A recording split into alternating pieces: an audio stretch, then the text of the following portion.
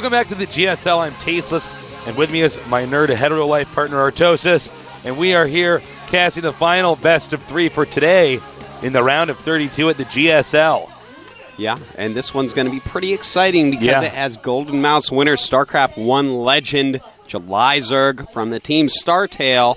He is going against aLive FoU, one of the best FoU players, and from what I've seen, I think might be top 2 with Leenock. Yeah, I really was impressed with Leenock. I think the whole FoU team is so good. aLive, of course, the Golden Mouse winner. We don't have many of those from StarCraft 1. Only Zerg to do it. Yeah, only Zerg to ever get a Golden Mouse. That's 3 OSL victories, for those of you who don't know. That's of course, yeah. I should have mentioned that. He did it all in different time frames. Most people that got it did, like 3 within, a year or 2. But he was just like, all right, I'll get one now, get one in the middle of my career, get one right at the end. Like when everyone else is so good, I'll just be like, I'll just win this one. Don't worry about it. It's pretty impressive. It's one of the most impressive things that has ever happened in sports. It's I can't really overstate how amazing it is. It's pretty awesome. The guy is sick. He's got his own style. He was known as the God of War in StarCraft 1. Also a great game. His super aggressive, amazing play. Yeah, he's Kratos of StarCraft. Kratos is the aLive of God of War games. When you think about it, whenever I watch this guy play, the God of War music does play in my head.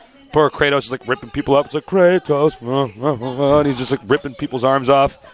I feel the same way when I watch aLive. He's a very awesome player. Yeah, I'm curious to see how much success he's going to have in StarCraft 2 because he was pretty.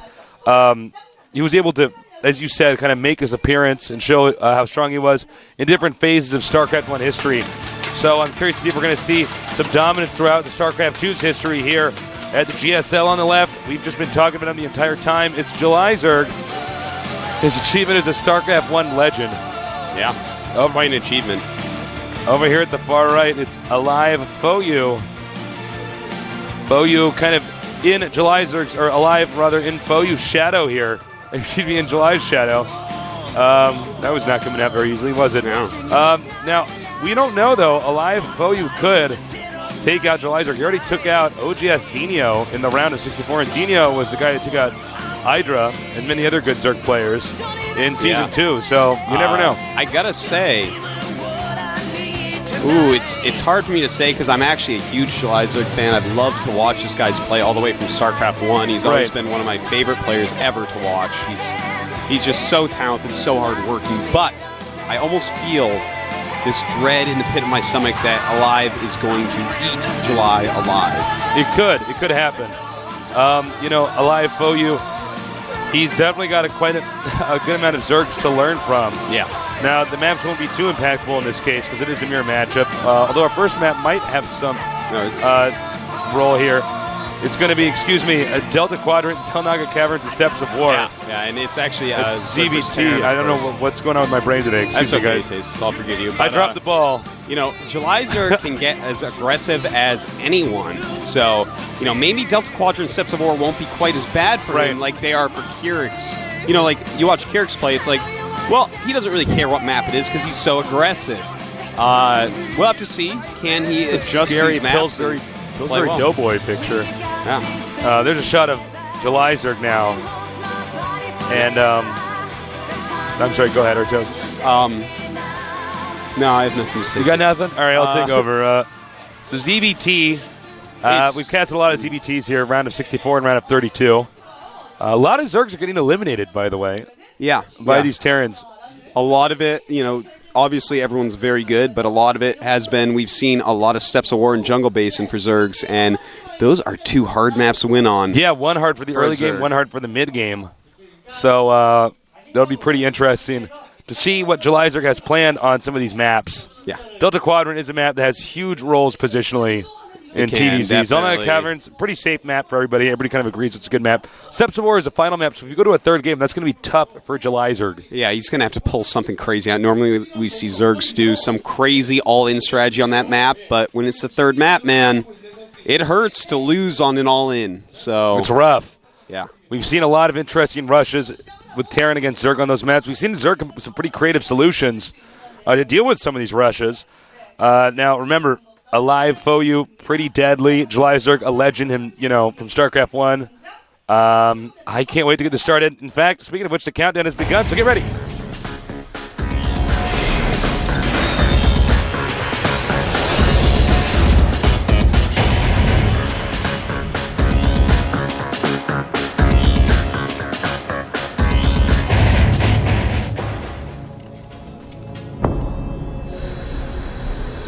Up here at the top left, in the red, a legend from StarCraft 1. He is July Zerg. A lot of fans here today for him. Yeah, look at the vast majority of them here for him. Over here in the Terran, over here in the blue, a Terran player, a member of the team FOU. And it's not going to be easy for July Zerg to play against him. He's aLive FOU. aLive FOU.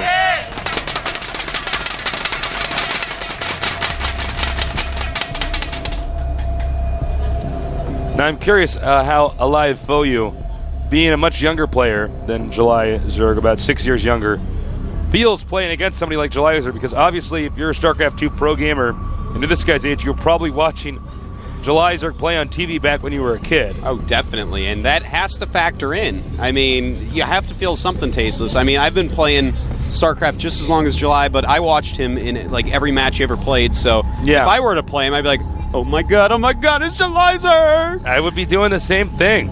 I mean, this guy is seriously a legend. By the way, a low ground wall-in, we've seen players do this because it does wall-in a little bit quicker than the high ground wall-in, where you need 3 structures sometimes to wall-in. And a little bit quicker rally as well. That's true.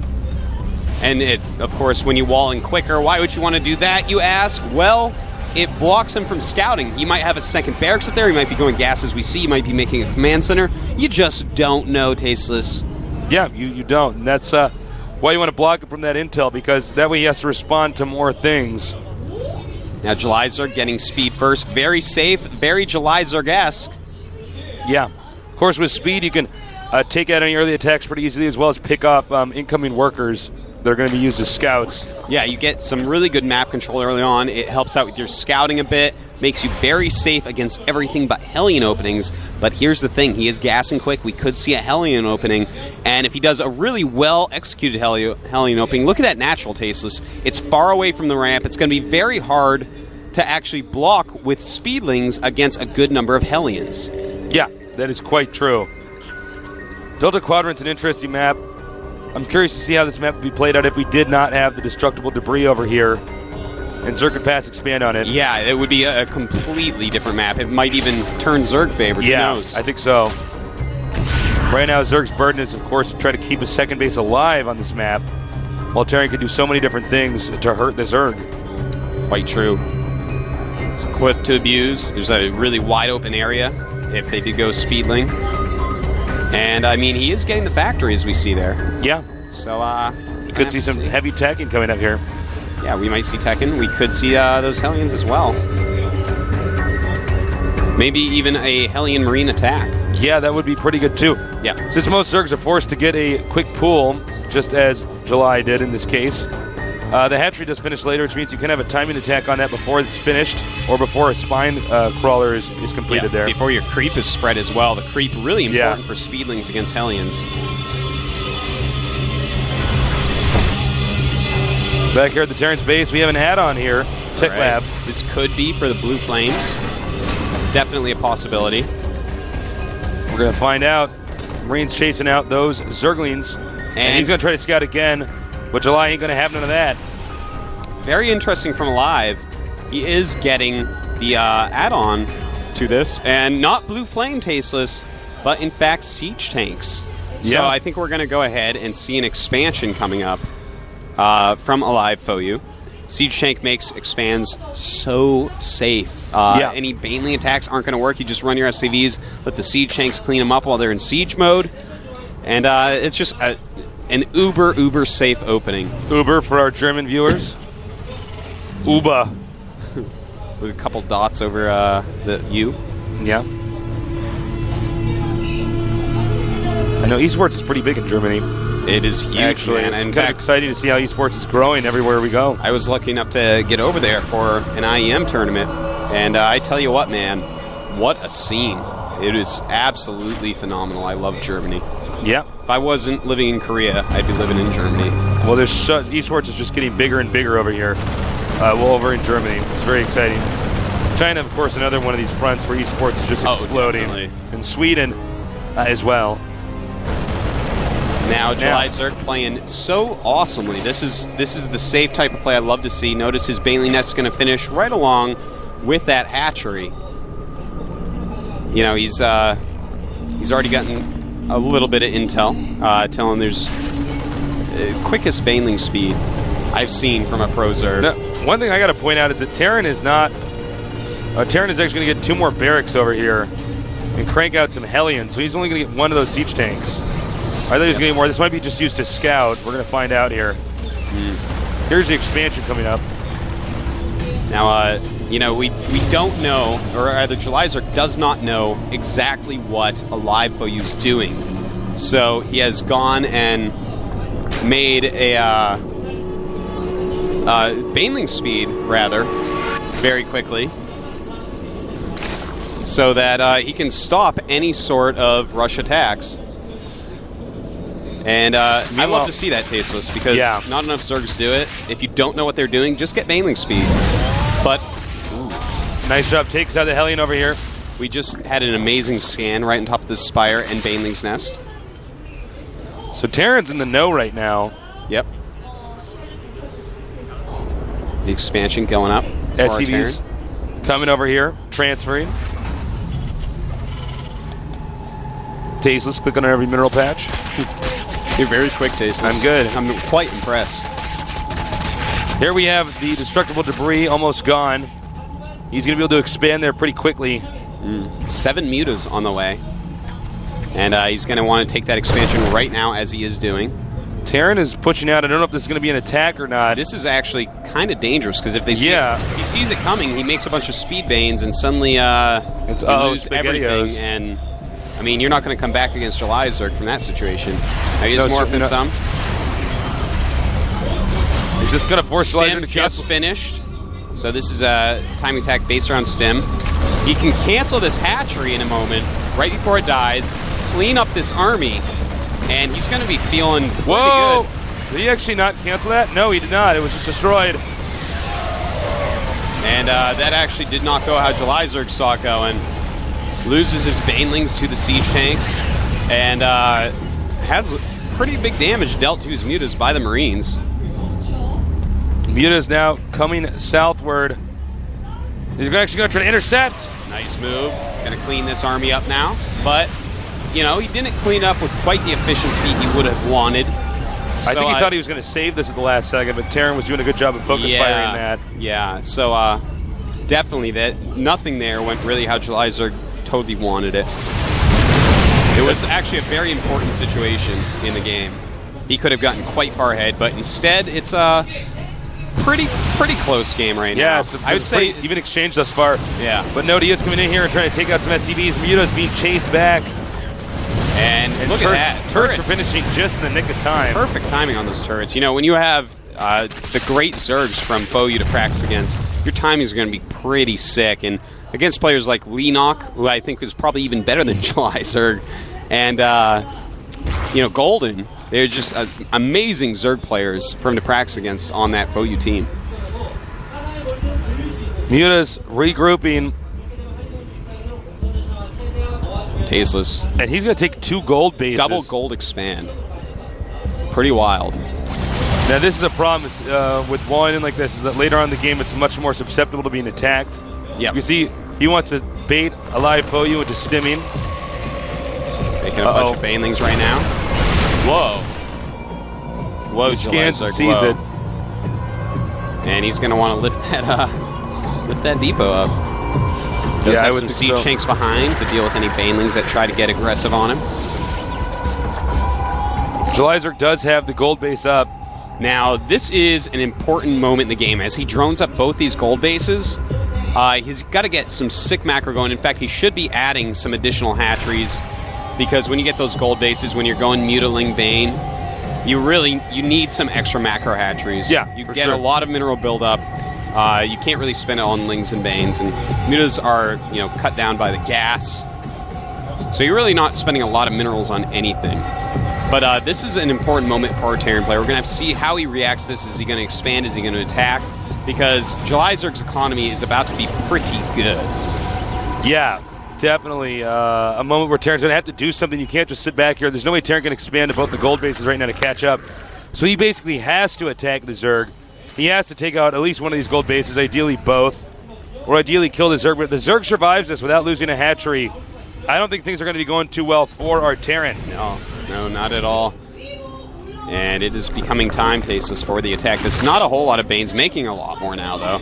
And a Mutalisk counterattack could be quite good, but he's got to be ready to switch his drones away from that gold base. It's okay to sack a base if you can hurt Terran's expansion. I don't know if he's going to do that, though. Really, he should just sack that gold, move over to the other gold, buy time, and do what he can with his Mutas. So let's see if he does that. Not very focused on the drones is Jelizerg, but on the SCVs, Jelizerg is very focused on taking out those and chasing them away. Meanwhile, this expansion will indeed be sacked, as Artosis predicted. Command Center getting low on HP. Jelizerg playing exquisitely here. And he can just engage these Marines. And he's going to go ahead and kill those. If he kills, the Command Center goes back and defends this attack. That is wildly good. There are just too many Mutas out here right now. Yeah. These SCVs are being transferred back for some reason. Jelizerg playing Delta Quadrant better than I have ever seen anyone play it with this matchup. Is so good. Surprised he didn't go ahead and kill that there, but I guess he wants to regroup to try to kill off this attack over here. And look at this, all the Banelings coming. A lot of Siege Tanks, though. Oh, man. He should not have attacked that soon, but Terran has still gotten whittled down to a small amount. Jelizerg coming in here to clean beautiful. up. Wow, talk about impressive. Yeah, Jelizerg is infinitely ahead at this point.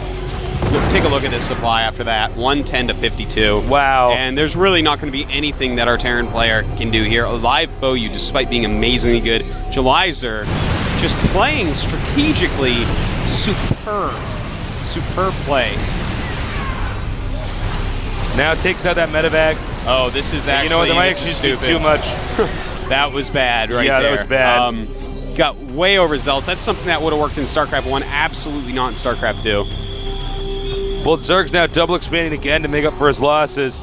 Terran just trying to get his only expansion up and running. Jelizerg should win this unless unless Jelizerg actually makes a blunder and gives it away to the Terran. Yeah. aLive Foyu. Jelizerg is in an amazingly excellent shape. He is missing out on upgrades right now, aside from just +1 Mutalisk attack, because, he has been so busy making units and expansions, but still, he's just broken the army so many times, hurt the economy so much, taking his own economy a lot, that basically this is all he has to do right now, just kind of keep the Terran busy, make units, make economy, rather, and, when Zerg gets in a position like this, there's not much of a way for a Terran to really come back unless Zerg, as you said, Tasteless, totally botches it. Yeah, and it's the same for Protoss against Zerg, too. If the Zerg gets way ahead of you, all the Zerg has to do is sit back and make stuff and just kind of prevent you from getting too much more of an income. It's a lot of mutas, by the way. This is the muta ball. It is. You can see he wants the Terran to stim. Terran won't stim it at the same time. Terran's not going to get there and defend anytime soon. Even taking out mules there. Oh my god, it's just cleaning that up. There's too many mutas. Yeah, but more Marines are on the way. Has to pull back. Forces the stem, runs for it. Meanwhile, a ton of Banelings and Zerglings.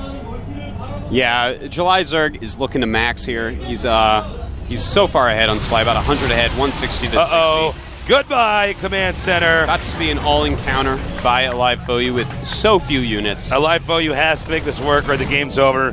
He will leave the game if this attack does not succeed. And I don't know if you could stop this many Zerg units. That's right, he has so much. And here come the Banelings, killing all of the Marines. We're going to see a GG momentarily here. There you go. GG. Beautiful play by Jelizerg. Jelizerg looking pretty intimidating. He's looking like StarCraft 1 Jelizerg. Yeah, I mean... The guy is absolutely sick. Yeah, you know that aLive Foyu cannot be feeling good about that game because, there was no moment where aLive Foyu was really ahead. It was just like, Jelizerg just pounding away at him. There was a moment where there was at least one even exchange. He did get the hatchery and then lose some units, but that was only because Jelizerg didn't cancel. Yeah. That's where he could have actually canceled it, and he would have been ahead even then. But wow, talk about just really impressive play. Jelizark using Mutalisks, which, by the way, he was very well known for in StarCraft 1, doing the same thing here in StarCraft 2. Absolutely. Well, July is really looking like he is in shape. It looks like Jelizark of old. He completely manhandled aLive, and I actually was so impressed with aLive in that last set that we saw him in. So impressed with Foyu, the practice partners he has. That's a big part of how good you can get, is how good your team is. Yeah, you're only as good as the people you play with. Yeah. Unless you're Flash or Jaedong, of course. Then you're just a god. Then you're like way better. But seriously, I'm so impressed with Jelizark right now because aLive is an amazing player. That map should have favored him, but Jelizark just played exquisitely. Yeah, that map should have favored aLive Foyu, but Jelizark totally outplayed him there. We're gonna go into game number 2 soon on Xel'Naga Caverns. This is a pretty neutral map as far as balance goes. So I think it's going to be a pretty exciting game. I'm curious to see what kind of style July is going to use on this, and if aLive Foyu can come back. So get ready for an awesome TVZ on the map. Xel'Naga Caverns with Tastes and Artosis. This is the GSL.